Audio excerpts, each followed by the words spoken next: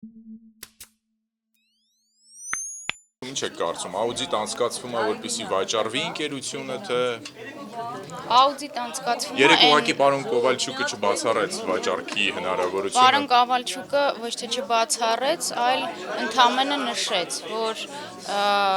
Ինտերրաոն պատրաստ է գնել ցանկացած ակտիվ եւ պատրաստ է վաճառել ցանկացած ակտիվ իրեն համապատասխան գին առաջարկելու դեպքում։ Սա է եղել։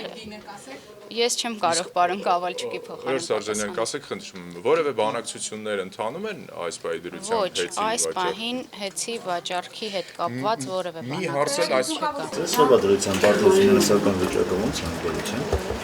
Նույն կերպ նոր խոսեց Ընկերություն ներքին հետաքննություն անելու է, անումա կամ ոչ։ Իսկ աուդիտը երբ է սկսվելու, կա տեղեկություն։ Աուդիտի սկսվելու հետ կապված մեկ անգամ եւս ասում եմ, որ ներկայիս դրությամբ տեխնիկական առաջադրանքի վրա են աշխատում, ինչպես գիտեք, ՀՀ կառավարությունը եւ Ինտերրաո ԵՍ-ը, տեխնիկական առաջադրանք կազմելուց հետո արդեն կհայտարարվի